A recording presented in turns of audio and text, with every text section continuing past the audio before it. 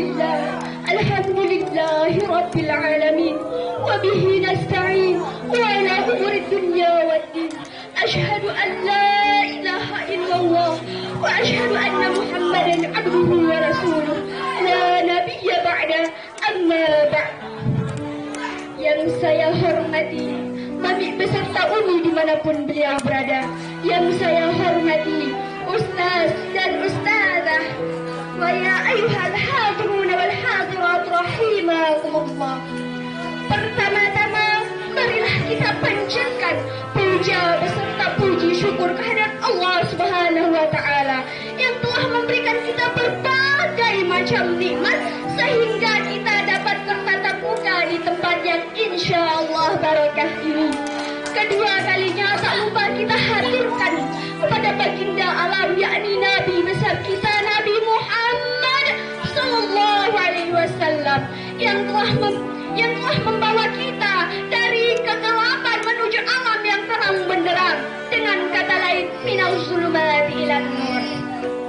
Baiklah, di sini saya akan menceritakan sebuah kisah tentang keteladanan Sunan Gresik. Sunan Gresik, ada yang tahu siapa beliau? Beliau adalah seorang wali songo yang bernama Sultan Maulana Malik Ibrahim atau dikenal dengan nama Sunan Gresik. Sunan Gresik memiliki karomah yang luar biasa. Pada suatu hari, Sunan Gresik bersama para santrinya sedang mengembara di tempat yang amat gersang. Dari kejauhan, rombongan Sunan Gresik melihat sekelompok orang yang tengah mengadakan upacara untuk meminta hujan. Dalam upacara tersebut, sang dukun menyiapkan berbagai macam sesajen dan hal-hal yang akan dikorbankannya. Salah satunya yaitu dengan mengorbankan seorang gadis kecil. Gadis kecil itu menangis dan meronta-ronta. Tolong, lepaskan, jangan korbankan aku, lepaskan. Kemudian Sunan Gresik pun datang menghampirinya dan bertanya kepada sang dukun, "Permisi, Tuan, ada tuntunan apa ini? Mengapa gadis itu menangis dan meronta-ronta?"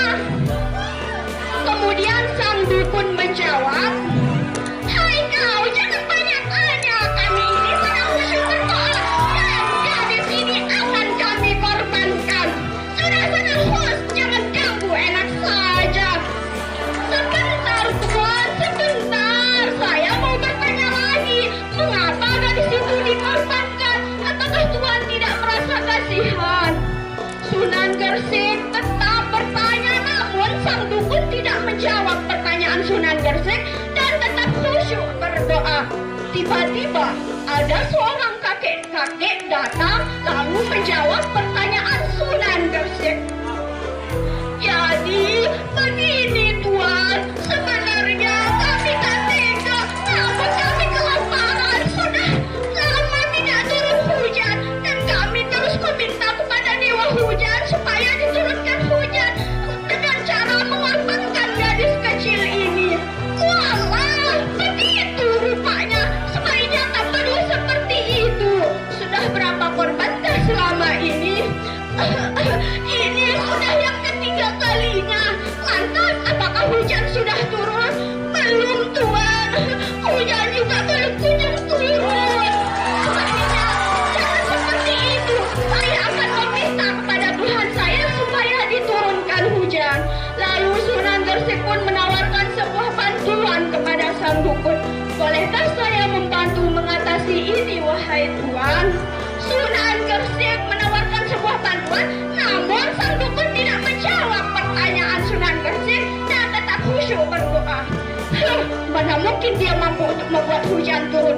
Batin sang dukun. Karena tidak ada tanggapan dari sang dukun, Sunan Gresik pun bersama para santrinya melaksanakan sholat istisqa atau sholat untuk meminta hujan. Singkat cerita, setelah sholat istisqa dilaksanakan, tak berselang lama langit terlihat mendung. Hujan turun dengan lebatnya.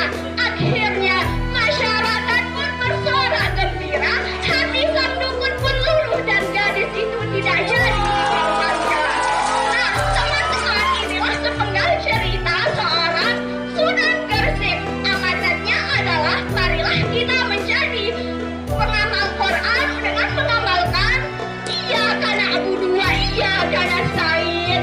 Hanya kepada Engkaulah kami menyembah dan hanya kepada Engkaulah kami meminta pertolongan. Allahu a'lam. Akhirul kalam, Allahu muwaffiq ila aqwamit thariq wal huda.